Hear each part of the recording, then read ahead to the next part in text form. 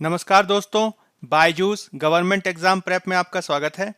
आज की तारीख है 6 जनवरी 2021 और आज हम चर्चा करने जा रहे हैं द हिंदू अखबार में आए हुए कुछ प्रमुख आलेखों और एडिटोरियल्स पे, जिसके तहत हम प्रारंभिक परीक्षा और मुख्य परीक्षा दोनों से संबंधित कुछ महत्वपूर्ण अभ्यास प्रश्नों को भी करेंगे। तो चलिए शुरू करते हैं। आज की हमारी जो पहली खबर है वह पेज नंबर 6 एडिटोरियल पेज से ली गई है और इसका संबंध जीएस पेपर 3 में अर्थव्यवस्था से है। मुख्य रूप से यह संबंधित है कृषि बिलों के संबंधित विवाद से, जिसमें किसान समूहों और सरकार के मध्य कुछ महत्वपूर्ण मुद्दों पर अभी भी असहमति बरकरार है। इसके संदर्भ में यह जो एडिटोरियल है यह इस बात की वकालत करता है कि किस प्रकार से सरकार को मुख्य रूप से कृषि क्षेत्र में सुधारों को लाने की आवश्यकता है।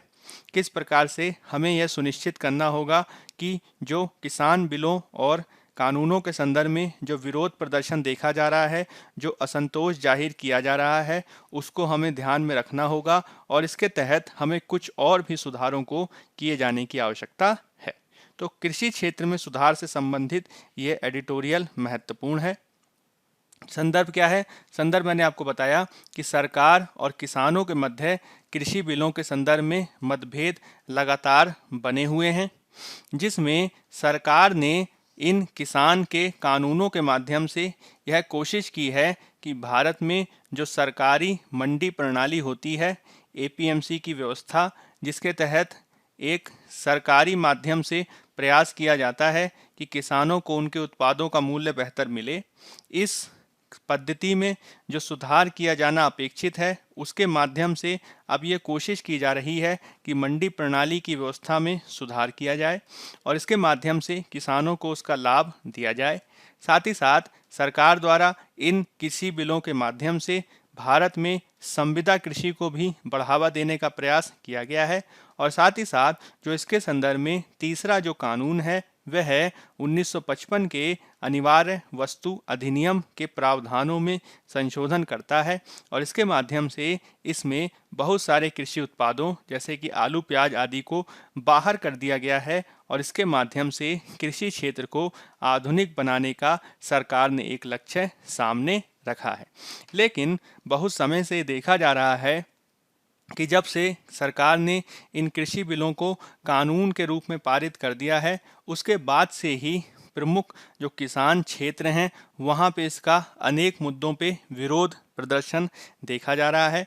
इसके तहत किसानों की कई प्रमुख मांगे सामने आई हैं, जिसके तहत किसानों का ये कहना है कि कृषि क्षेत्र को एक बेहतर लाभकारी क्षेत्र के रूप में परिवर्तित किया जा सके। इसके लिए आवश्यक है कि किसान को उसके उत्पाद का सही मूल्य प्राप्त हो। इसके तहत उसके द्वारा जो उत्पादन किया जाए और उसमें जो उसकी उत्पादन लागत आती है, जो उसकी कॉस्ट आती है, ना केवल वह उत्पादन लागत उसकी वसूल हो सके, साथ ही साथ उसके द्वारा किए जाने वाले श्रम के एवज में उसको एक उचित लाभ भी प्राप्त हो सके, तभी हम कृषि को एक बेहतर लाभकारी उद्यम के रूप में परिवर्तित कर पाएंगे। साथ ही साथ कृषि उत्पादों के संदर्भ में वर्तमान में जो सबसे बड़ी समस्या देखी जा रही है वह यह देखी जाती है कि कृषि उत्पादों को उगाए जाने के संदर्भ में जो उनके कीमतें होती हैं वह अनिश्चित रहती हैं। कभी तो कीमतें अत्यधिक बढ़ जाती हैं और कभी कीमतें बहुत ही कम हो जाती हैं। इससे किसान कभी भी अपने उत्पादों के मिलने वाली कीमत के संदर्भ में सुनिश्चित नहीं हो पाता और एक प्रकार का भय जो है उसके मन में हमेशा बना रहता है। तो कृषि उत्पाद के संदर्भ में उसे जो मिलने वाली कीमतें हैं उसमें जो अप्रत्याशित उतार चढ़ाव हैं उस पर रोक लगाया जाना चाहिए, उसके लिए कार्य करने की आवश्यकता है। साथ ही साथ समय समय पर कृषि क्षेत्र में जो अवांछित प्रकार के विधिक अथवा प्रशासनिक अधिकारियों द्वारा हस्तक्षेप, लाल फीताशाही आदि के उदाहरण देखे जाते हैं, उसको भी रोके जाने की आवश्यकता है। इसके तहत किसानों की जो मांगे समय समय पर की जाती रही हैं उसको पूरी किए जाने के संदर्भ में प्रयास किए जाने की आवश्यकता है। इसके तहत न केवल हमें पुराने कानूनों में परिवर्तन लाने के लिए कार्य करना होगा, साथ ही साथ जो नए कानून लाए गए हैं उसमें भी किसानों के कल्याण को सुनिश्चित किया जा सके, इसके लिए प्रयासों को किए जाने की आवश्यकता है। अब यहाँ से बहुत सारे ऐसे उपायों के बारे में आप लगातार पढ़ते रह रहे होंगे कि इसमें किस प्रकार के उपायों को किया जा सकता है। अब इसके तहत मुख्य रूप से हमें जो किसान कानून पारित किए गए हैं उसको ध्यान में रखते हुए ही सुधारों की हमें अनुशंसा करनी चाहिए, जिसके तहत सबसे पहले तो ये कोशिश होनी चाहिए कि किसान अपने उत्पाद जिस मंडी में ले जाकर वर्तमान में बेचते हैं उस नवीन बाजार व्यवस्था के साथ ही जो निवर्तमान मंडी और उसके माध्यम से किसानों को मिलने वाली न्यूनतम समर्थन मूल्य की जो व्यवस्था है उसमें जो सीमाएं हैं उनको दूर किए जाने की आवश्यकता है। इसके तहत हमें यह कोशिश करनी होगी कि मंडी में मूल्य की स्थिरता आदि के संदर्भ में जो कमियां व्याप्त हैं उसे दूर किया जा सके। इसके तहत सरकारी मंडियों में जो विविध मध्यस्थों आदि के माध्यम से मनमाने आधार पर किसानों से मोल भाव किया जाता रहा है और इससे जो किसानों को हानि होती है इसको दूर किए जाने के लिए प्रयास किए जाने की आवश्यकता है। और सरकार ने जो कृषि के अधिनियम को प्रस्तुत किया है उसके माध्यम से सरकारों का भी ये प्रयास है कि वर्तमान के कृषि बाजार क्षेत्र में जो मंडियों की एकाधिकार वादिता देखी जा रही है, मोनोपोली देखी जा रही है, उसको रोकने के लिए अब ये प्रावधान बना दिया गया है कि किसान यदि चाहे तो सरकारी मंडी के बाहर भी अपने उत्पाद को बेचे जाने के लिए स्वतंत्र है।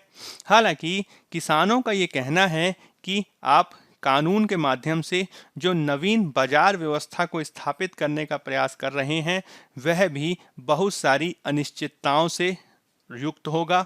इसके तहत अब जो प्रावधान किया गया है कि किसान मंडी के बाहर अपने उत्पाद को बेच सकते हैं, यह जो पूरी जो नवीन व्यवस्था स्थापित किए जाने का प्रयास है, इसके तहत एक ओर तो सरकार के माध्यम से किए गए प्रयास के प्रति किसानों के समूहों को ये भय है कि मंडी की व्यवस्था के माध्यम से ही किसानों को न्यूनतम समर्थन मूल्य की व्यवस्था प्राप्त हो पाती थी। यदि भविष्य में मंडियों को ही कमजोर कर दिया जाएगा तो कहीं इससे न्यूनतम समर्थन मूल्य की जो व्यवस्था वर्तमान में व्याप्त है उसे भी कहीं समाप्त न कर दिया जाए।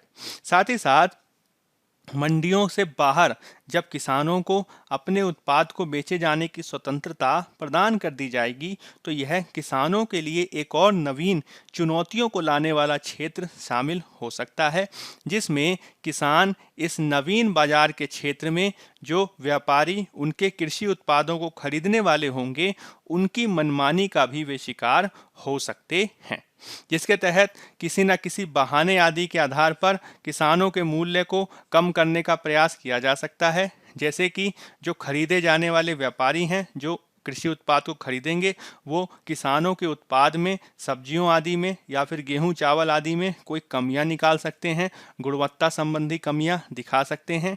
यदि एक सीमा से ज़्यादा उत्पादन हो जाता है और मार्केट में गलत जैसी सिचुएशन प्राप्त हो जाती है, गलत जैसी सिचुएशन के तहत उत्पादन सबसे ज़्यादा देखा जाता है, जिससे जो वस्तु की वास्तविक कीमत है वह बेहद कम हो जाती है। और यदि अधिक उत्पादन हो जाएगा तो ऐसा देखा जाएगा कि व्यापारियों के पास विकल्पों की उपलब्धता ज़्यादा होगी और ऐसी स्थिति में भी वे उत्पाद को कम कीमत देकर ही खरीद पाने की स्थिति में होंगे। साथ ही उत्पाद को खरीदे जाने के साथ ही वह समय पर भुगतान कर दें, इसको लेकर भी कोई सुनिश्चित पैमाना निर्धारित नहीं किया गया है। इसके संदर्भ में जो नवीन व्यवस्था अपनाई जाने वाली है वह व्यापारियों की संख्या को ज़्यादा नहीं दिखाती। इसकी तुलना में भारत में किसानों की संख्या ज़्यादा विद्यमान है और इसके माध्यम से व्यापारियों की प्रभुता स्थापित हो सकती है इस तरीके की नवीन व्यवस्था में, जिसमें जो न्यून संख्या में उपलब्ध व्यापारी हैं वह अपना एक गठबंधन बना सकते हैं, वह अपना एक कार्टेल बना सकते हैं और इस प्रकार से उनके द्वारा किसानों का शोषण किया जाना संभव हो सकता है। साथ ही साथ चूंकि किसानों का जो उत्पाद होते हैं वो काफ़ी वजनी उत्पाद होते हैं, वो एक जगह से दूसरी जगह उसे ले जाने की स्थिति में उनको परिवहन का खर्च वगैरह भी वहन करना पड़ता है। तो उनके लिए कई बार ये संभव नहीं हो पाता कि वह रोज़ रोज़ अपने उत्पाद को एक स्थान से दूसरे स्थान पर स्थानांतरित करें, और इसके चलते भी किसानों द्वारा कई बार कम कीमत पर अपने उत्पाद को बेचे जाने की बाध्यता देखी जाती है, जो किसानों के समक्ष और बड़ी समस्या उत्पन्न कर देता है। अब इस पूरे परिदृश्य में किसानों के दृष्टिकोण से हमें ये सोचने की आवश्यकता है कि किसानों को इसके संदर्भ में ज़्यादा हानि ना हो, इसके निवारण के लिए हमें कार्य करना होगा। इसके तहत स्वामीनाथन आयोग आदि समितियों की सिफारिशों की अनुशंसा पे यह सुनिश्चित किया जाना चाहिए कि किसान जो भी उत्पादन करें उन्हें उनकी उत्पादन लागत का लगभग 1.5 गुना लाभ प्राप्त होना चाहिए। जिसके तहत यदि मान लीजिए उनको किसी उत्पाद को पैदा करने में 1,000 रुपये का खर्चा आया है, तो एक ओर तो उनको 1,000 रुपये प्राप्त होना चाहिए, साथ ही साथ उनको लगभग 1.5 गुना लाभ यानी 1,500 रुपये एक्स्ट्रा भी देने चाहिए, और इस आधार पर उनको जो है लगभग 2,500 रुपये तक का लाभ प्राप्त होना चाहिए। ठीक है, अब इसके तहत ये कोशिश की जानी चाहिए कि इस प्रकार की व्यवस्था प्राप्त की जा सके। अब इसके तहत सरकार लगातार ये कोशिश कर रही है कि किसान कानून के माध्यम से वह भारत में कॉन्ट्रैक्ट फार्मिंग को भी बढ़ावा दे सके। कॉन्ट्रैक्ट फार्मिंग की व्यवस्था के माध्यम से कॉरपोरेट क्षेत्र, बड़ी बड़ी निजी कंपनियां कृषि क्षेत्र में निवेश के लिए आगे आएंगी, इस बात पे बल दिया जा रहा है। हालांकि इसमें भी बहुत सारी सीमाएं व्याप्त हैं जिसे हमें ध्यान रखना होगा। जैसे कि पहले के सीमा के समान ही जो निजी क्षेत्र है उसके लिए भी ये आवश्यक या बाध्यकारी नहीं है कि वह किसानों द्वारा उगाए जाने वाले पूरे के पूरे उत्पाद को खरीदने के लिए बाध्य हो। वह किसान द्वारा उगाए गए उत्पाद को खराब बताकर उसको कम मूल्य दे सकता है, वह कुछ उत्पाद को रख सकता है, बाकी उत्पाद को छोड़ सकता है। साथ ही साथ वह समय से मूल्य का भुगतान करेगा, इसकी भी सुनिश्चितता नहीं है। साथ ही साथ यदि किसान और कॉरपोरेट क्षेत्र के मध्य कोई विवाद देखा जाता है तो किसी भी प्रकार के विवाद की स्थिति में कॉरपोरेट सेक्टर के पास किसानों की तुलना में ज़्यादा विधिक प्रावधान, वकील और साधन विद्यमान हैं। साथ ही साथ उनके आधार पर या उनके द्वारा जो कॉन्ट्रैक्ट संविदा की जाएगी उसको वह अपने पक्ष के अनुसार शब्दबद्ध करवा सकता है, जिसके तहत जो नुकसान होगा वह चूंकि किसानों को ही अंतिम रूप से झेलना पड़ेगा। इसके तहत यह भी आपको ध्यान में रखना होगा कि किसानों की तुलना में जो कॉरपोरेट क्षेत्र है वह अधिक सूचना से युक्त होता है, और इसके चलते भी जो इस कॉन्ट्रैक्ट का लाभ होगा वह कॉरपोरेट क्षेत्र को ही अधिक प्राप्त होगा। इस प्रकार से यह जो कॉन्ट्रैक्ट किया जाएगा वो एक प्रकार से इस तरीके का कॉन्ट्रैक्ट होगा कि इसमें एक ओर तो अधिक शक्तिशाली, अधिक धनी कॉरपोरेट क्षेत्र होगा, वहीं दूसरी ओर इसमें कॉन्ट्रैक्ट करने वाले होंगे भारत के गरीब, कम शिक्षित छोटे किसान, और इससे जो परिणाम निकलेगा वह निश्चित रूप से असमान प्रकार का परिणाम ही होगा। इसके अलावा आपको यह भी ध्यान में रखे जाने की ज़रूरत है कि भारत में जो कृषि जलवायु क्षेत्र है वो काफ़ी व्याप्त है, जिसमें भारत में 15 कृषि जलवायु क्षेत्र विद्यमान हैं।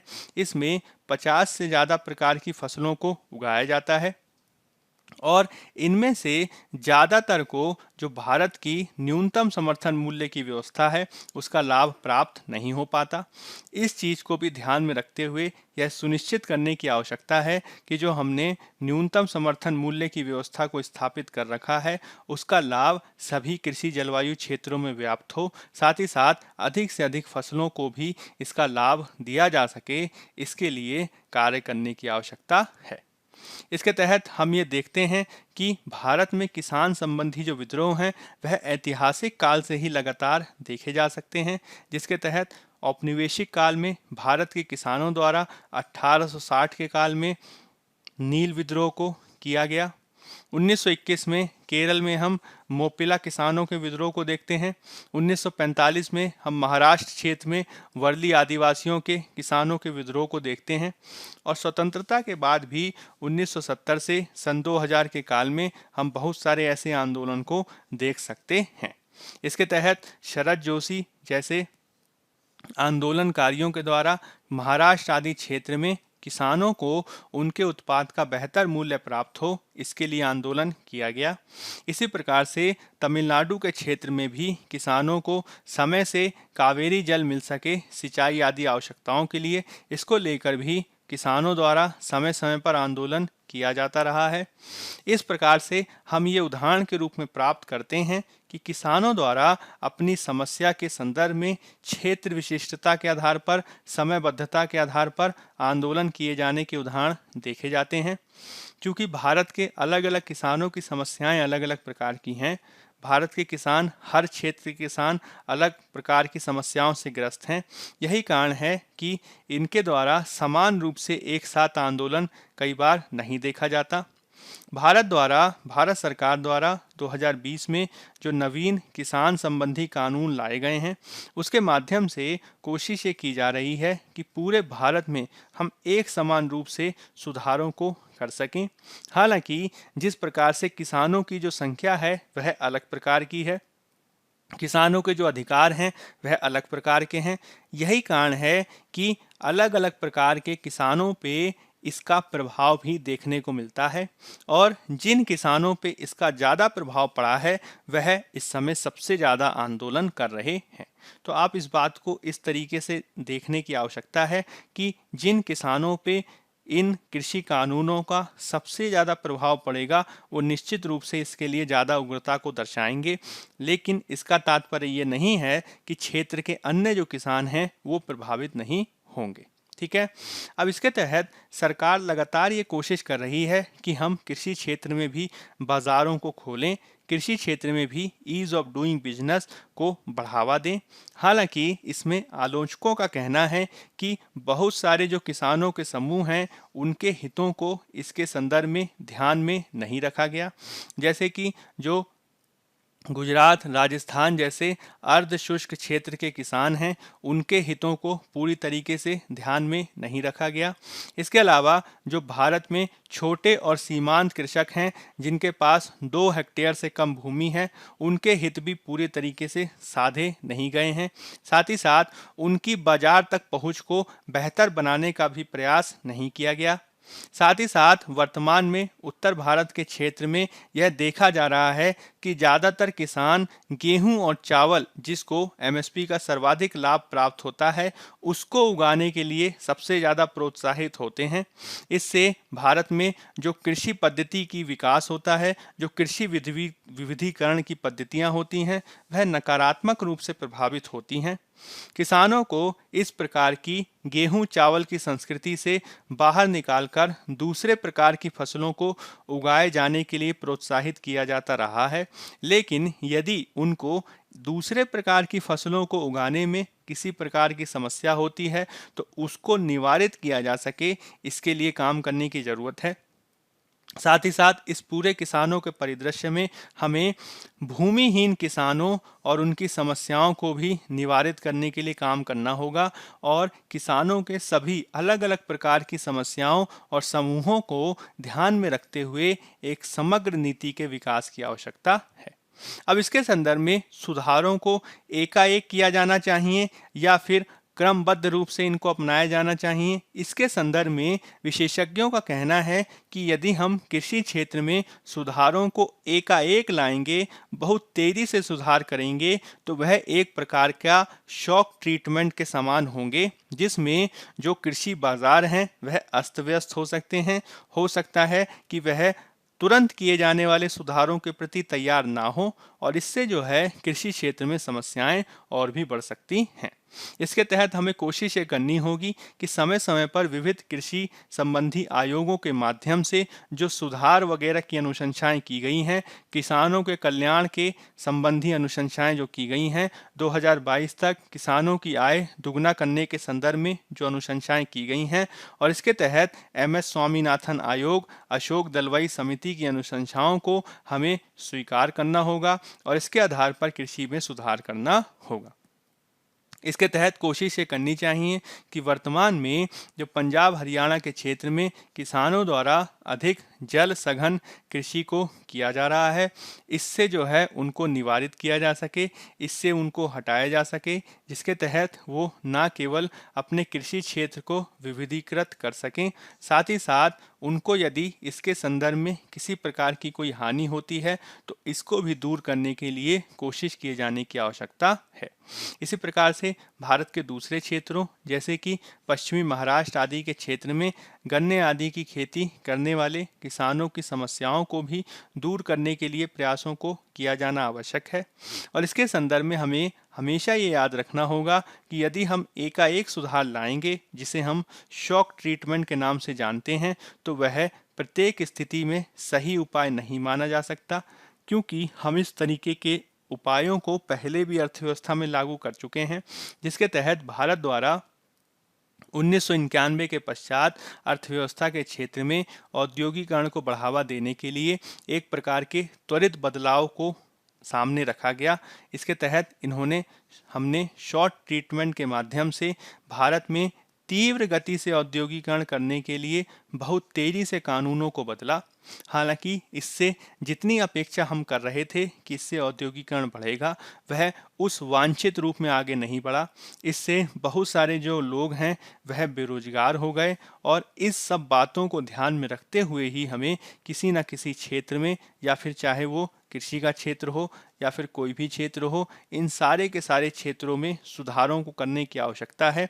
और सुधार इस प्रकार से होने चाहिए कि इससे एक समुचित समावेशी विकास किया जा सके, यानी सभी के सभी लोगों को, सभी प्रकार के वर्गों को शामिल करते हुए सुधारों को किए जाने की आवश्यकता है। ये कुछ ऐसी महत्वपूर्ण बातें हैं जो आपको इस आर्टिकल के तहत समझने की जरूरत है। चलिए अब बात कर लेते हैं पेज नंबर 7 में दिए गए आर्टिकल की, जो संबंधित है GS पेपर 2 में IR से। यह आर्टिकल मुख्य रूप से बात करता है चीन के उदय के बारे में। मुख्य रूप से चीन के निवर्तमान जो प्रीमियर हैं, राष्ट्रपति हैं, शी जिनपिंग, उनके द्वारा चीन के विकास को किस प्रकार से आगे बढ़ाया गया है। साथ ही साथ इस आर्टिकल में इस बात की भी चर्चा की गई है कि जिस प्रकार से चीन आने वाले समय में एक विश्व शक्ति बनने की आकांक्षा रखता है, उस विश्व शक्ति बनने की आकांक्षा में भी अभी बहुत सारी ऐसी चुनौतियां हैं जिसको हमें निवारित करना होगा। तो संदर्भ क्या है? संदर्भ ये देखा जा रहा है कि 2020 में जो कोरोना वायरस का प्रसार हुआ वह चीन के वुहान से ही शुरू हुआ। चीन से ये प्रारंभ हुआ और पूरी दुनिया में फैला। चीन पर भी इसका प्रभाव शुरुआत में काफ़ी पड़ा, जिसके चलते लॉकडाउन जैसी परिस्थितियों को चीन में देखा गया। हालांकि दुनिया की तुलना में चीन इससे जल्दी रिकवर कर गया है, और अब चीन पर यह आरोप लगाया जा रहा है कि उसने कोरोना वायरस के दुनिया में फैले जाने के संदर्भ में समय पे सूचना जल्दी रूप से नहीं दी। मुख्य रूप से जो चीनी नेतृत्व है उसने इस पूरी परिस्थिति का प्रयोग किया है एक रणनीतिक अवसर के रूप में, और इसके माध्यम से वह अपने क्षेत्रीय विवादों को दूर करने के लिए दूसरे राष्ट्रों पर दबाव डालने की रणनीति के तहत कार्य कर रहा है, ताकि वह सैन्य रूप में अपनी श्रेष्ठता को दिखा सके। और इसके लिए हाल के समय में चीन के विवाद देखे गए हैं अलग अलग राष्ट्रों से, चाहे वो ताइवान हो, भारत हो, वियतनाम हो, फिलीपींस हो या जापान हो। इस बात को हमें ध्यान रखना है। साथ ही साथ आपको यह भी ध्यान में रखना होगा कि मुख्य रूप से चीन में जब से शी जिनपिंग जो वर्तमान राष्ट्रपति हैं, उनका जब से काल आया है, उसके बाद से ही चीन ने लगातार ये कोशिश की है कि ना केवल उसका उत्थान सुनिश्चित हो सके, साथ ही साथ उस उत्थान को पूरी दुनिया के समक्ष बताया जा सके, इसके लिए भी निरंतर प्रयास किया गया है। और मुख्य रूप से शी जिनपिंग के द्वारा इसके तहत चरणबद्ध रूप से कार्य किया गया है। सबसे पहले उनको 2010 में उनकी नियुक्ति हुई चीन के केंद्रीय सैन्य आयोग के उप चेयरमैन के रूप में। उसके बाद से ही चीन ने मुख्य रूप से दक्षिणी चीन सागर आदि विवादित क्षेत्रों में अपने हितों को आक्रामक तरीके से आगे बढ़ाने के लिए कार्य किया गया। उसके बाद जब शी जिनपिंग नवंबर 2012 में चाइनीज कम्युनिस्ट पार्टी सीपीसी के जनरल सेक्रेटरी पद पे आए, जो काफ़ी महत्वपूर्ण पद होता है, उसके बाद से ही जिनपिंग के द्वारा कोशिश की गई कि वह अपनी सत्ता पर मजबूती को बना सकें। साथ ही साथ उनके द्वारा ये कोशिश की जा रही है कि वह अपने विरोधियों को परास्त करें और जो प्रमुख निर्माण करने वाली या निर्णय लेने वाली इकाई है, जैसे कि पोलित ब्यूरो आदि और पार्टी के दूसरे अन्य क्षेत्र, वहाँ पे भी जो है उन्होंने अपने प्रभाव को स्पष्ट करने के लिए काफ़ी कार्य किए हैं। जब उन्होंने अपनी सत्ता पे पकड़ मजबूत बना ली, उसके बाद नवंबर 2014 में शी जिनपिंग के द्वारा चीन की विदेश नीति और रक्षा नीति के संदर्भ में चीनी आक्रामकता को दुनिया के स्तर पर बढ़ाए जाने की पहल की गई। इसके तहत शी जिनपिंग ने लगातार इस बात पर बल दिया कि अंतर्राष्ट्रीय स्तर पर न केवल चीन की आवाज़ को सुने जाने लायक बनाया जा सके, साथ ही साथ उनके द्वारा यह महत्वाकांक्षी लक्ष्य भी सामने रखा गया है कि चीन 2049 तक संयुक्त राज्य अमेरिका के समान ही एक महान राष्ट्र बन सके और साथ ही साथ 2035 तक उसके पास एक विश्व स्तरीय सेना भी हो। हालांकि कई सारे विशेषज्ञों का आलोचनात्मक रूप में कहना है कि चीन ने इसको प्राप्त करने के लिए जो प्रयास किए हैं उनमें कई सारी सीमाएं व्याप्त हैं, जैसे कि उनके द्वारा जो अर्थव्यवस्था में विकास किया गया है वह अभी भी राज्य के प्रभुत्व वाली अर्थव्यवस्था है, जिसमें निजी कंपनियों की तुलना में सरकारी कंपनियों की अधिक विद्यमानता है। पिछले 30 सालों में चीन ने जो बाजार सुधार किए हैं वह हाल के समय में उनकी रफ्तार कम हुई है। सरकारी क्षेत्र द्वारा जो खर्च किए गए हैं वो कई बार ऋणों को लेकर किए गए खर्च हैं, जिससे ऋणग्रस्तता बढ़ी है। जो खर्च किए गए हैं वो कई बार गैर उत्पादक क्षेत्र में किए गए हैं, गैर उपयोगी क्षेत्र में किए गए हैं, जो भविष्य में लाभ नहीं देंगे। विशेष रूप से चीन द्वारा स्वास्थ्य और शिक्षा के क्षेत्र में जिस प्रकार के सुधार किए जाने चाहिए थे वो व्यापक रूप में नहीं किए गए हैं।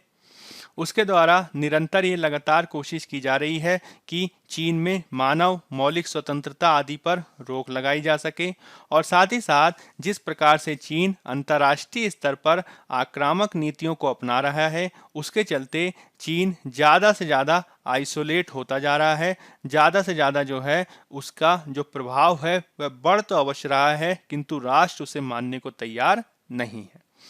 इन सब कारकों के चलते ही विशेषज्ञों का कहना है कि चीन की जो महानता का जो स्वप्न है वह सर्वसमावेशी नहीं है, जिससे आगे चलकर चीन को हानि ही होगी। अब इसके तहत हमें यह भी बात ध्यान में रखनी आवश्यक है कि शी जिनपिंग और दूसरे जो चीनी नेता थे, उन्होंने जब चीन के उत्थान का स्वप्न देखा तो इसके संदर्भ में अमेरिका के एग्जाम्पल को सामने रखकर उन्होंने एक ग्रेट पावर बनने की आशा जाहिर की। इसके तहत चीन ने कोशिश की कि जिस प्रकार से अमेरिका एक वर्ल्ड पावर सुपर पावर बन सका है, उसी प्रकार से उन क्षेत्रों में भी हम विशेषज्ञता हासिल करें जिसके माध्यम से अब भविष्य में सुपर पावर बन सकें। इसके तहत चीन ने इमर्जिंग टेक्नोलॉजीज, उभरती तकनीकों पर विशेषज्ञता हासिल करने की कोशिशें की। इसके तहत चीन द्वारा सेनाओं को आधुनिकीकृत करने के लिए प्रयास किए गए और साथ ही साथ उन्होंने यह भी कोशिश की कि अंतर्राष्ट्रीय स्तर पर हम अपना एक सहयोगियों का नेटवर्क स्थापित कर सकें जो साथ मिलकर कार्य करें। इसके तहत चीन ने 5G तकनीक, कृत्रिम बुद्धिमत्ता, क्वांटम कंप्यूटिंग, नवीन मटेरियल्स के विकास के साथ ही सैन्य बलों को भी आधुनिकीकृत करने का प्रयास किया है।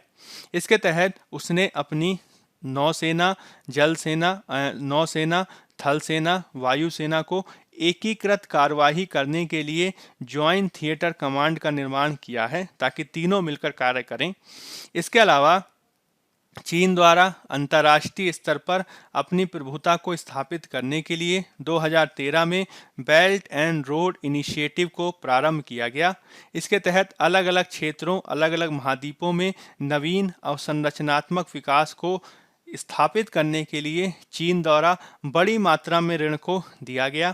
इसके तहत अनेक नवीन क्षेत्रों में नवीन नवीन बंदरगाहों का निर्माण किया गया, जिसका प्रयोग सैन्य और असैन्य दोनों क्षेत्रों में देखने को मिलता है। जैसे कि इसका उदाहरण हम पाकिस्तान में ग्वादर में देखते हैं, ईरान में जास्क में देखते हैं, अफगानिस्तान में अफ्रीका में जिबूती में देखते हैं, श्रीलंका में हम्बनटोटा में देखते हैं और कंबोडिया में शिहानो कबीले क्षेत्र में हम देखते हैं। ठीक है।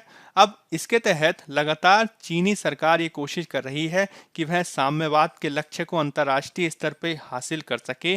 साथ ही साथ इसमें कम्युनिस्ट पार्टी द्वारा इसे चीनी विशेषताओं के साथ समाजवाद को आगे बढ़ाने का लक्ष्य रखा गया है। हालांकि इस पूरे कार्य में भी बहुत सारी सीमाएं हैं जिन पर समय समय से ध्यान नहीं दिया गया। जैसे कि जिस प्रकार से चीन ने विज्ञान, प्रौद्योगिकी और गणित में तरक्की की है, उस अनुपात में वहां पे इन क्षेत्रों में शिक्षा की गुणवत्ता को बढ़ाया नहीं गया है। मुख्य रूप से जो पश्चिमी देश हैं, यूएस आदि हैं, उन्होंने इसके संदर्भ में ज़्यादा बेहतर कार्य किया है। चीन द्वारा लगातार कोशिश करके हाई टेक्नोलॉजी वाले उपकरणों का निर्माण किया गया है। इसके तहत उसके द्वारा 5वीं पीढ़ी के फाइटर एयरक्राफ्ट आदि का भी निर्माण किया गया है। हालांकि ज़्यादातर जो विद्वान हैं वो मानते हैं कि चीन द्वारा लगातार एक उच्च स्तरीय तकनीक का दावा जरूर किया जाता रहा है, बावजूद इसके वास्तविक मानकों में वे सर्वश्रेष्ठ नहीं हैं। ज़्यादातर जो चीनी उपकरण हैं वो उच्च स्तर का दावा किए जाने के बावजूद निम्न स्तर के बने हुए हैं और इसका मुख्य कारण यही है कि वहाँ पे शिक्षा की गुणवत्ता उतनी नहीं है जितनी की अपेक्षित है। साथ ही साथ चीन ने बेल्ट एंड रोड इनिशिएटिव के तहत अंतर्राष्ट्रीय स्तर पर ऋणों को भले ही बांटा हो, लेकिन इससे चीन की ऋणग्रस्तता बढ़ी है, क्योंकि जो देश जिनको उन्होंने ऋण दिया वो वापस कर पाने की स्थिति में नहीं हो पाए हैं। साथ ही साथ चीन ने अमेरिकी मॉडल को भले ही अपनाया हो, इसके बावजूद अंतर्राष्ट्रीय स्तर पर चीन के सहयोगियों की जो संख्या है वह बेहद सीमित है। वर्तमान में पाकिस्तान और उत्तर कोरिया जैसे राष्ट्र ही उसके एक महत्वपूर्ण सहयोगी के रूप में देखे जा सकते हैं। इसकी तुलना अगर हम करें अमेरिका के साथ, तो अमेरिका ने इसके संदर्भ में ज़्यादा बेहतर ढंग से कार्य किए हैं।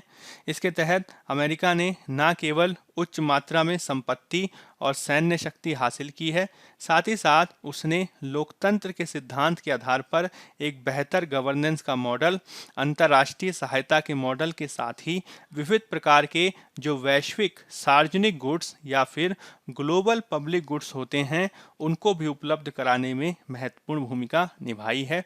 जैसे कि अमेरिका द्वारा लगातार विचारों की स्वतंत्रता को बल दिया गया है, अमेरिका द्वारा गुणवत्तापूर्ण शिक्षा को बल दिया गया, विदेशी सहायता की गई, मुक्त व्यापार को बढ़ावा दिया गया, अंतर्राष्ट्रीय शिपिंग लेन्स की सुरक्षा और आतंकवाद से लड़ाई के लिए भी कार्य किया गया। अगर हम इसकी तुलना करें चीन से, तो चीन द्वारा इन ग्लोबल पब्लिक गुड्स के संदर्भ में अधिक कार्य नहीं किया गया है। यही कारण है कि वर्तमान में चीन द्वारा अंतर्राष्ट्रीय स्तर पर भले ही अपनी शक्ति को दर्शाते हुए विश्व पर प्रभुत्व स्थापित करने का दावा किया जाता रहा हो, बावजूद इसके समय समय पर चीन को अनेक राष्ट्र चुनौती देते रहे हैं, जैसे कि यूके, फ्रांस, जापान, भारत और ऑस्ट्रेलिया। हाल के दशकों में इन राष्ट्रों ने भी अपने स्तर से आर्थिक और रणनीतिक शक्ति हासिल की है और वह चीन की चुनौती का सामना करने में भी सक्षम हैं। अब इसके तहत चीन एक नवीन रणनीति पर कार्य कर रहा है, जिसके माध्यम से चीन द्वारा ये कोशिश की जा रही है कि वह कोविड-19 में वैक्सीन की सहायता आदि के आधार पर जो अमेरिका के सहयोगी हैं, जो ट्रांस अटलांटिक क्षेत्र में या पैसिफिक क्षेत्र में विद्यमान हैं, उनको जो है वह अपने पक्ष में कर सके। इसके तहत उसने विभिन्न यूरोपीय राष्ट्रों को अपने पक्ष के में करने के लिए कोविड-19 के वैक्सीन में सहयोग के नाम पर एक रणनीति को अपनाया है। इसके माध्यम से उसने विविध यूरोपीय राष्ट्रों और आसियान राष्ट्रों को अपने पक्ष में करने की नीति को अपनाया है। हालांकि इसमें भी चीन को अधिक सफलता हासिल नहीं हुई है, क्योंकि चीन की जो राजनीतिक व्यवस्था है, उस राजनीतिक व्यवस्था को लेकर कई सारे जो देश हैं वह लगातार आशंकित बने रहते हैं। हाल के समय में यही कारण है कि चीन की शक्ति की महत्वाकांक्षाएं, चीन का प्रभुत्व भले ही अंतर्राष्ट्रीय स्तर पर बढ़ रहा हो, लेकिन उसी के अनुपात में अंतर्राष्ट्रीय स्तर पर जो आशंकाएं हैं वह भी बढ़ रही हैं, जिससे सहयोग की बजाय संघर्ष ही ज़्यादा बढ़ता हुआ हम देख रहे हैं।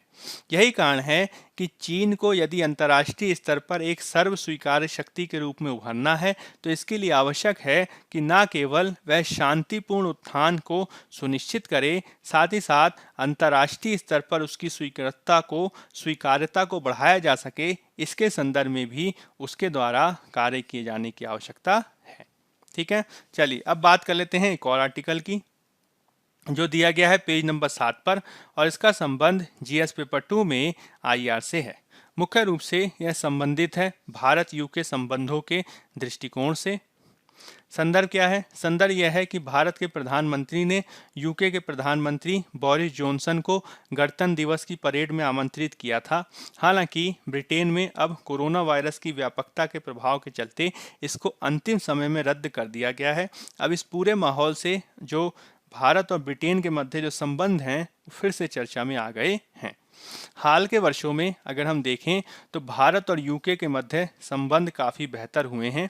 मुख्य रूप से जब से ब्रिटेन यूरोपियन यूनियन से एग्जिट हुआ है ब्रेग्जिट के रूप में, उसके बाद से ही भारत द्वारा ये लगातार कोशिश की जा रही है कि वह ब्रिटेन के साथ अपने सहयोग को बढ़ावा दे सके। इस साल ब्रिटेन में भारत G7 में भागीदारी करने जा रहा है। साथ ही साथ संयुक्त राष्ट्र के तत्वाधान में होने वाले जलवायु परिवर्तन सम्मेलन में भी भारत द्वारा भागीदारी की जाएगी। दोनों देशों द्वारा हाल के वर्षों में कोविड-19 वैक्सीन पर भी सहयोग को बढ़ाने का प्रयास किया गया है। मुख्य रूप से भारत लगातार ये कोशिश कर रहा है कि यूरोपियन यूनियन के साथ ही ब्रिटेन से भी हम एक मुक्त व्यापार समझौता FTA कर सकें, ताकि दोनों क्षेत्रों से हमें लाभ हो। हालांकि एक चुनौती हमारे समक्ष ये है कि भारत के समान ही ब्रिटेन की भी जो विशेषज्ञता है वह मुख्य रूप से सेवा क्षेत्र में, वित्तीय क्षेत्र में ही है, और भारत लगातार ये कोशिश कर रहा है कि यूके आदि देशों से वह सेवा क्षेत्र में जो प्रोफेशनल्स का मुक्त आवागमन है उसको सुनिश्चित कर सके। हालांकि चूंकि इस क्षेत्र में दोनों देशों के जो हित हैं वो आपस में टकराते हैं, यही कारण है कि मुख्य रूप से सेवा क्षेत्र में मुक्त व्यापार समझौता किए जाने के संदर्भ में दोनों देशों में चुनौतियां विद्यमान हैं। यही कारण है कि सेवा क्षेत्र से अलग हटकर दोनों देशों ने अन्य दूसरे क्षेत्रों में सहयोग को बढ़ावा देने का प्रयास किया है, जैसे कि फार्मास्यूटिकल क्षेत्र, वित्तीय तकनीक, फिनटेक क्षेत्र, केमिकल क्षेत्र, रक्षा उत्पादन क्षेत्र, पेट्रोलियम क्षेत्र और खाद्य उत्पादन आदि क्षेत्र। इसके अलावा अगर हम बात करें ब्रिटेन में निवासित भारतीय मूल के नागरिकों की, तो ब्रिटेन में लगभग 15 लाख की संख्या में भारतीय मूल के व्यक्ति विद्यमान हैं, जिसमें 15 संसद के सदस्य हैं, 3 कैबिनेट के सदस्य हैं और उनमें से 2 तो उच्च पदों को हासिल किए हुए हैं, जिसमें वित्त मंत्री और गृह मंत्री शामिल हैं। इसके पहले अगर हम देखें तो कोविड-19 से पहले लगभग 5 लाख पर्यटक भारत से ब्रिटेन घूमने के लिए वार्षिक आधार पर जाते थे, और ब्रिटेन से भी लगभग 10 लाख जो लोग हैं वो भारत में घूमने के लिए आते थे। इसके अलावा लगभग 30,000 जो भारतीय हैं वह ब्रिटेन में उच्च अध्ययन कर रहे हैं, और इसके माध्यम से दोनों के मध्य जो निवेश संबंध हैं वो भी काफ़ी बेहतर होते देखे गए हैं। इसके तहत हमें ये ध्यान रखना होगा कि ब्रिटेन में भारत और भारत में ब्रिटेन दोनों ही एक उच्च निवेश राष्ट्र के रूप में स्थापित हैं। दोनों ने एक दूसरे के देशों में काफ़ी निवेश इन्वेस्टमेंट किया है। भारत ने भी इसके संदर्भ में ब्रिटेन में बड़ी संख्या में निवेश किया है और इस मामले में वह दूसरा सबसे बड़ा निवेशक और रोजगार निर्माताओं में शामिल है।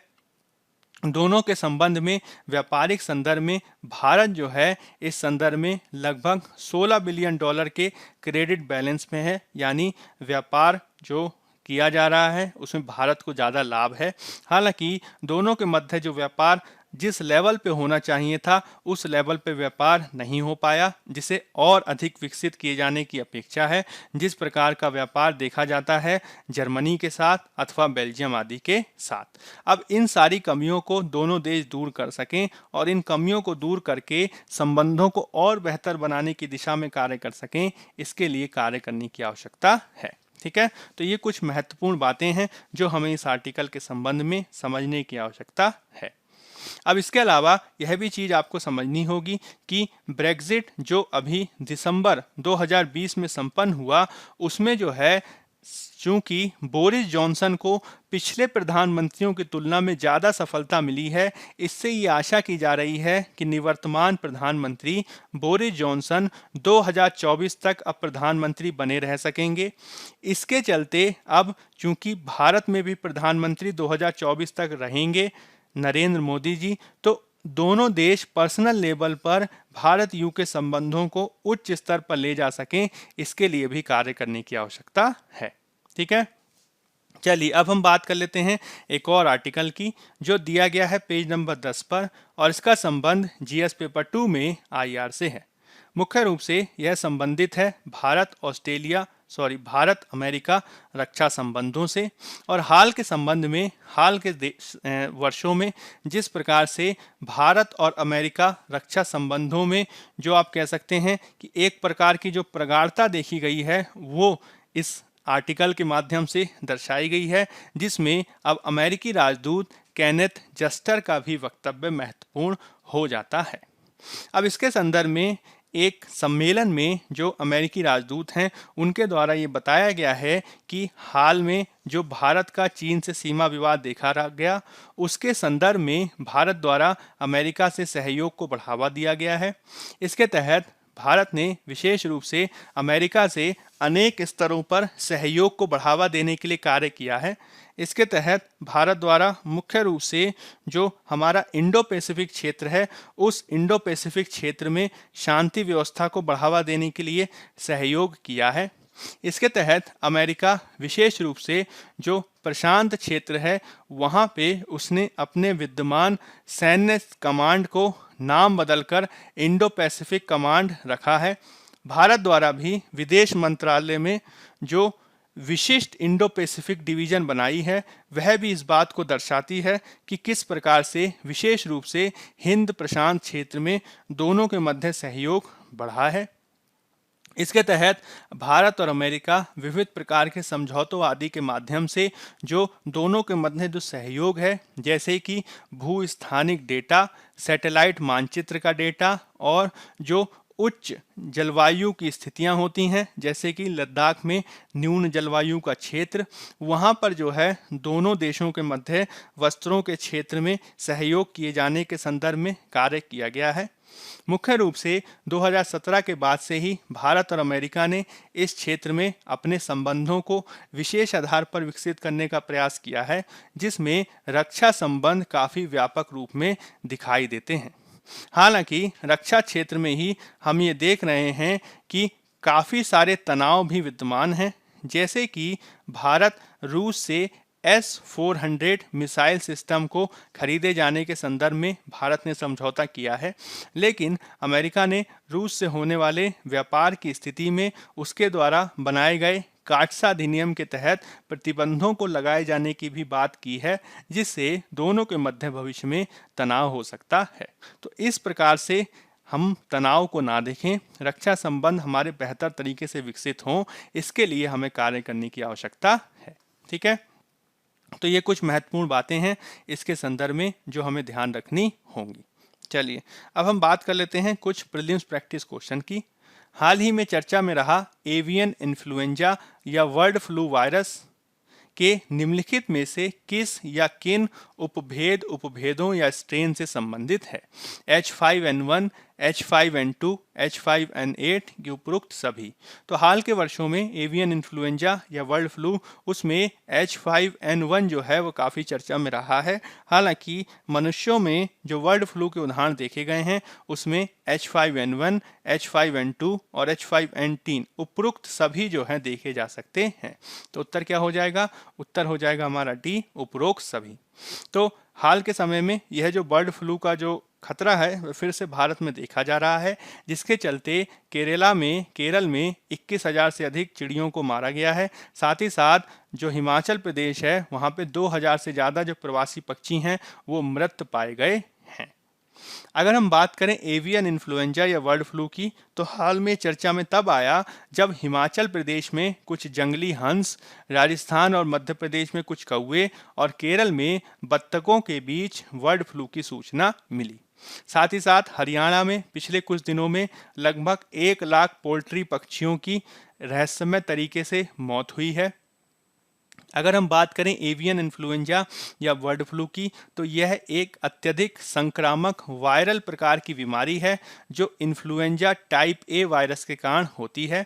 यह आमतौर पर मुर्गियों और टर्की जैसे पक्षियों को प्रभावित करती है। ऐतिहासिक आधार पर इसके कई सारे स्ट्रेन या उपभेद देखे गए हैं। अब यह जो उपभेद हैं वह जंतुओं पर, पक्षियों पर अलग अलग प्रकार से उसका प्रभाव डालते हैं। इसमें से कुछ उपभेद हल्के प्रकार के, माइल्ड प्रकार के प्रभाव को डालते हैं, जिससे मुर्गियों के बीच कम अंडे का उत्पादन या कुछ हल्के प्रकार के लक्षण देखे जाते हैं। हालांकि कुछ अन्य स्ट्रेन इस प्रकार के हैं जो काफ़ी गंभीर और घातक प्रकार के प्रभावों को डाल सकते हैं। इसके तहत जो जंगली जलीय पक्षी होते हैं जैसे कि बत्तख, हंस आदि, वह इन्फ्लुएंजा ए वायरस के एक प्राकृतिक भंडार के रूप में कार्य करते हैं।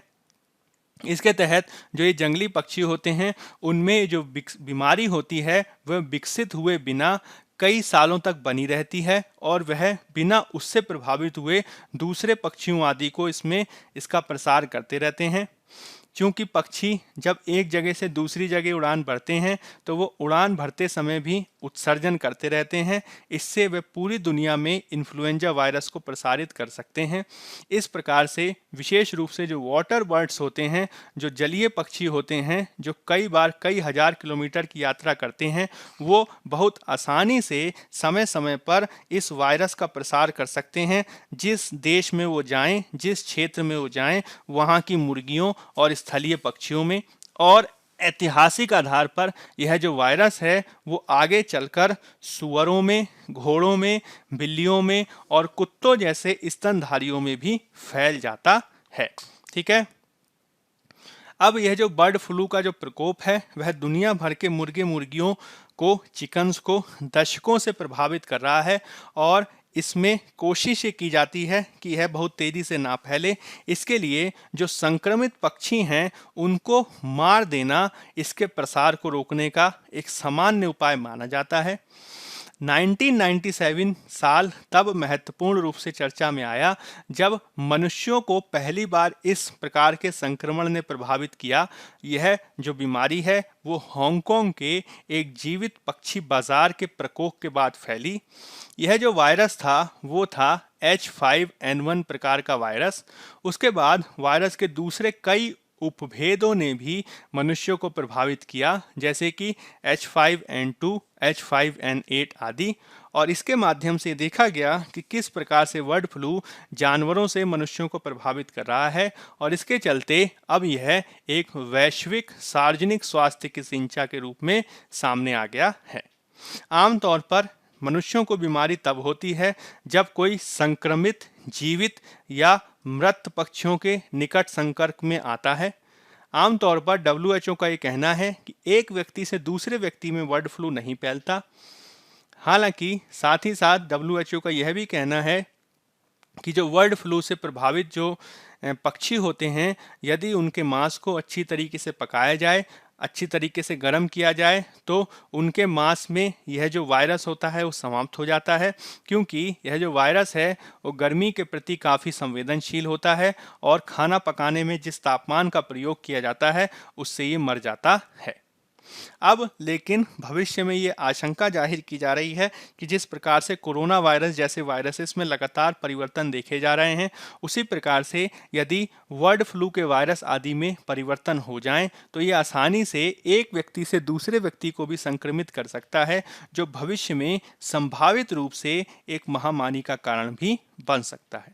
हालांकि केंद्रीय स्वास्थ्य मंत्रालय के अनुसार भारत में अब तक मनुष्यों में बर्ड फ्लू के मामले का पता नहीं चला है। जब हम बात करते हैं पक्षियों पर इसके प्रभाव की, तो आमतौर पर यह पक्षियों के आंत क्षेत्र को प्रभावित करता है। वहीं दूसरी ओर मनुष्यों में यह उनके श्वसन क्षेत्र पर प्रभावित करता है और इससे बहुत सारी बीमारियां देखी जाती हैं, जैसे कि मनुष्यों को निमोनिया जैसी बीमारी होती है या फिर तीव्र श्वसन संकट सिंड्रोम जैसी बीमारी देखी जाती है। इसके लक्षणों में उनको बुखार, खांसी, गले में खराश और कभी-कभी पेट दर्द और दस्त भी हो जाते हैं।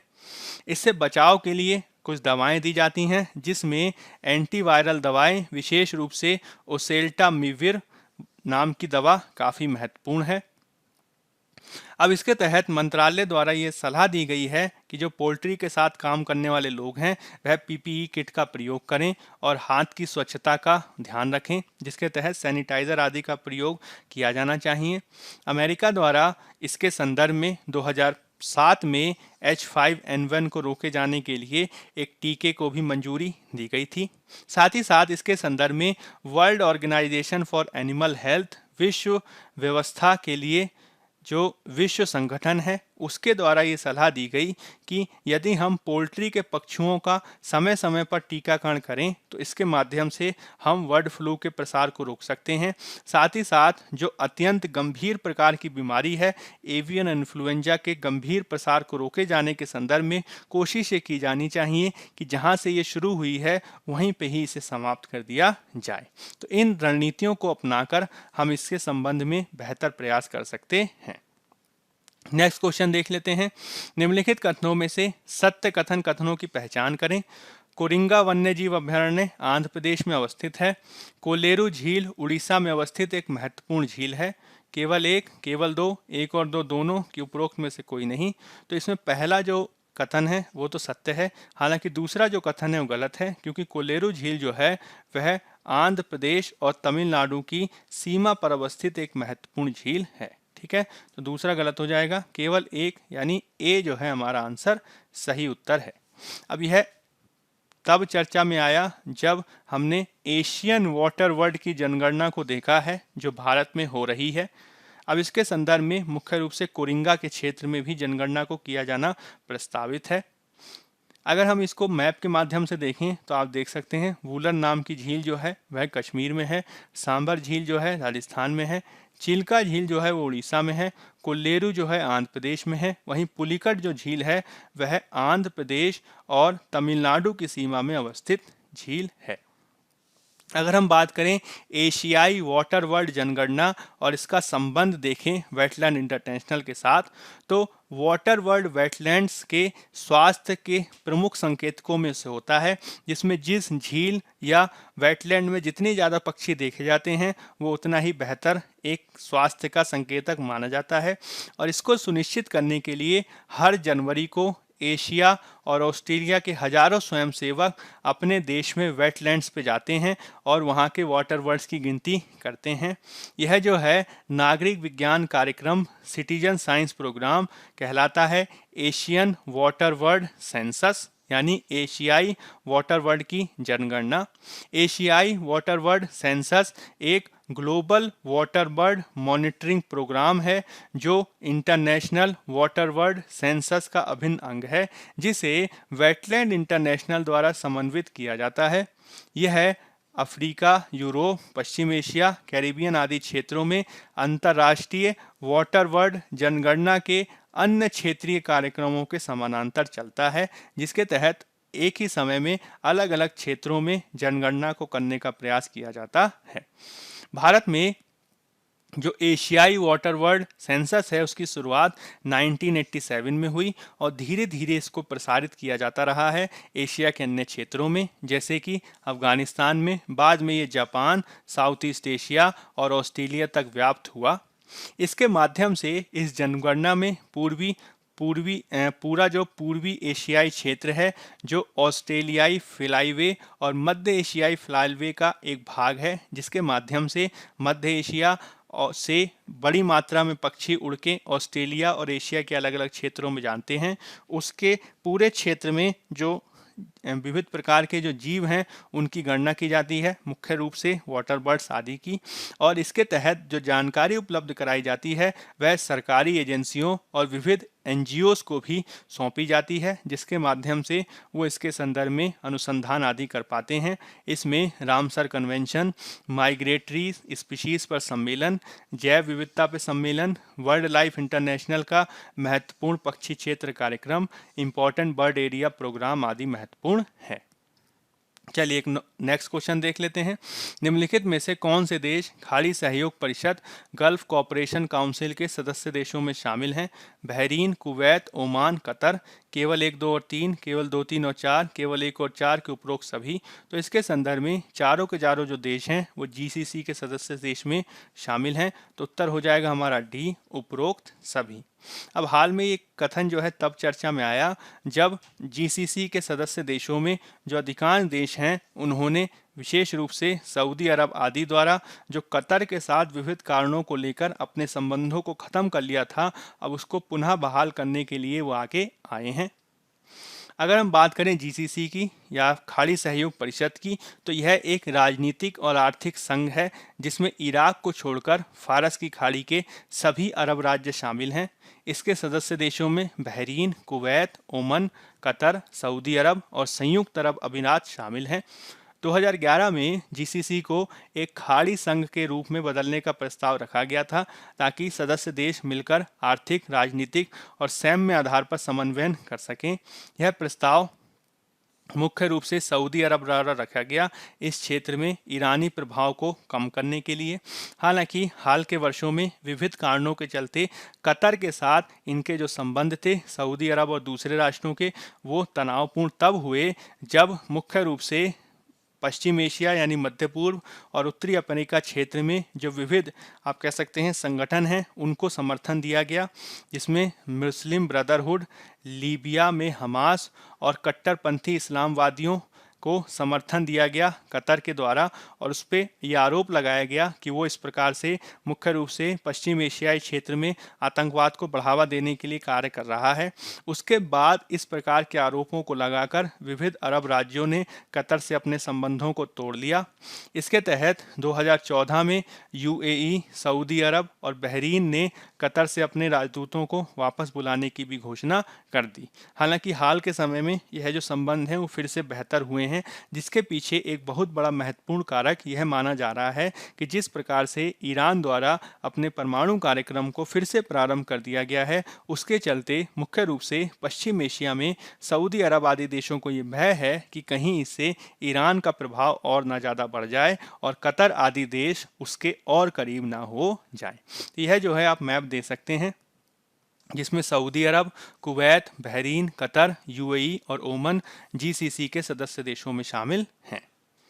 इसमें 2017 में बहरीन, सऊदी अरब, यूएई ने कतर के साथ अपने संबंधों में कटौती कर ली थी और इसके संबंध में सऊदी अरब आदि देशों ने कतर पर आरोप लगाया था कि वह सऊदी अरब में मुस्लिम ब्रदरहुड, अल-कायदा, इस्लामिक स्टेट और ईरान समर्थित समूहों को जो है बढ़ावा दे रहा है और इसके माध्यम से वह मुख्य रूप से जीसीसी क्षेत्र में आतंकवाद और सांप्रदायिकता को बढ़ाने के लिए कार्य कर रहा है ताकि वो पश्चिम एशिया में अस्थिरता को बढ़ावा दे सके। तो ईरान से संबंधों के आधार पर जो है कोशिश ये की गई कि कतर से हम दूरी बना सकें। हालांकि फिर से जो है अब सऊदी अरब ने अपनी रणनीति को बदला है, जिसे हमें ध्यान रखना होगा। अब एक लास्ट ईयर का क्वेश्चन देख लेते हैं। निम्नलिखित में से कौन से कारक बेंजीन प्रदूषण उत्पन्न करते हैं। स्वचालित वाहन, ऑटोमोबाइल द्वारा निष्कासित पदार्थ, तंबाकू का धुआं, लकड़ी का जलना, रोगन किए गए वार्निश लकड़ी के फर्नीचर का उपयोग, पॉलीयूरिथेन से बने उत्पादों का प्रयोग। तो इसके संदर्भ में पांचों के पांचों जो कारक हैं वो सही हैं। तो उत्तर हो जाएगा हमारा डी। बेंजीन क्या होता है? तो बेंजीन एक रंगहीन या हल्का पीला रसायन है जो कमरे के तापमान पर तरल होता है। इसमें एक मीठी गंध होती है और ये बहुत ज्वलनशील होता है। इसको अनेक प्राकृतिक प्रक्रियाओं और मानव गतिविधियों दोनों से इसका निर्माण होता है, जिसमें प्राकृतिक स्रोतों में ज्वालामुखी, जंगल की आग शामिल है। अब इसके अलावा यह कच्चे तेल, गैसोलीन, पेट्रोल और सिगरेट के धुएं का भी हिस्सा होता है। साथ ही साथ यह सामान्य, अगर इसकी सांद्रता देखें, पर्यावरणीय उपलब्धता देखें, तो ये सामान्य रूप से जानवरों, पौधों को नुकसान नहीं पहुंचाता। लेकिन जब इसकी उपस्थिति एक सीमा से ज़्यादा बढ़ जाती है तो ये विषाक्तता उत्पन्न कर सकता है, जैसे कि जलीय क्षेत्रों में अगर तेल रिसाव हो जाए तो। अब अगर हम बात करें बाहरी क्षेत्र की तुलना में, बाह्य वातावरण की तुलना में, जो घर के अंदर का जो वातावरण होता है उसमें इंडोर प्रकार का वैक्सीन का जो एक्सपोजर है वो ज़्यादा महत्वपूर्ण होता है, ज़्यादा नकारात्मक होता है। जिसमें बाहरी हवा में आमतौर पर तंबाकू के धुएं, गैस स्टेशन, मोटर वाहन निकास और औद्योगिक उत्सर्जन से वैक्सीन का स्तर कम होता है। इसकी तुलना में जो इंडोर हवा है वहाँ पे बेंजीन की ग्लू, पेंट, फर्नीचर की वैक्स और डिटर्जेंट आदि उत्पादों से इसका उत्पादन होता है। इसके अलावा यदि हम घर को गर्म करें, खाना पकाएं, उसके लिए कोयले का प्रयोग करें, लकड़ी जलाएं, गैस का प्रयोग करें, मिट्टी के तेल या एलपीजी का प्रयोग करें, तो इससे भी जो है बेंजीन की सांद्रता घर के अंदर बढ़ सकती है। मुख्य रूप से जो हम फोम का प्रयोग करते हैं सॉफ्ट फर्निशिंग और इंसुलेशन में, उसमें भी जो है बेंजीन पाई जाती है, जिसके तहत ऑटोमोबाइल और पेट्रोलियम उद्योग में महत्वपूर्ण रूप से बेंजीन प्रदूषण होता है, जिसके माध्यम से यह जो है कोयला, पेट्रोल और लकड़ी के अधूरे दहन से उत्पन्न होता है। यह सिगरेट के धुएं और चारकोल में उबाले गए भोजन में भी पाया जाता है। साथ ही साथ घरों के अंदर जो काम कराया जाता है फर्नीचर आदि का, फाइबर ग्लास आदि का, फर्श को गोंद से जो चिपकाया जाता है, पेंट या फिर लकड़ी के पैनलिंग में भी ये मौजूद होता है। इसी के तहत ये कहा जाता है कि जो नई इमारतें होती हैं या फिर हाल ही में सजाए हुए जो घर होते हैं, उनके इंडोर वातावरण में जो बेंजीन उत्पन्न होती है उसकी उच्च सांद्रता देखी जाती है, जो बेंजीन प्रदूषण का प्रमुख कारक है। अब इसके तहत पॉलीयूरिथेन से भी इसका प्रदूषण देखा जाता है, जो वर्तमान में लोकप्रिय एक लचीला फोम है जिसका प्रयोग हम सोफा आदि बनाने में करते हैं। इसको आप देख सकते हैं, यह जो है फोम का उदाहरण है। यह भी जो है वर्तमान में बेंजीन को बढ़ावा देने का एक प्रमुख कारक है। चलिए अब कुछ मेंस प्रैक्टिस क्वेश्चन देख लेते हैं। शॉक ट्रीटमेंट कभी भी काम नहीं करते, चाहे वह कृषि उद्योग या अर्थव्यवस्था हो। 1991 के बाद के कई उद्योग शॉक ट्रीटमेंट के कारण बंद हो गए, जिसके परिणाम स्वरूप एक दूसरा विऔद्योगीकरण हुआ। नए कृषि कानूनों के चलते भी कृषि में परिणाम अलग नहीं होने की संभावना है। क्या आप सहमत हैं? आलोचनात्मक चर्चा करें। 250 शब्द 15 अंक। दूसरा क्वेश्चन है भारत यूके संबंधों के बदलते संदर्भों का मूल्यांकन करें। 150 शब्द 10 अंक। इन दोनों क्वेश्चंस को आज हमारे परिचर्चा के माध्यम से आप लिखने का प्रयास कर सकते हैं। बायजूस गवर्नमेंट एग्जाम प्रेप के आज के इस अंक में हमने प्रयास किया कि अधिक से अधिक तथ्यों की चर्चा हम आपके साथ कर सकें। यदि आपको हमारे पहल पसंद आ रही है, यदि आपको हमारे वीडियोस पसंद आ रहे हैं, तो अधिक से अधिक लाइक, शेयर और सब्सक्राइब करें। आज के अंक में फिलहाल इतना ही। धन्यवाद।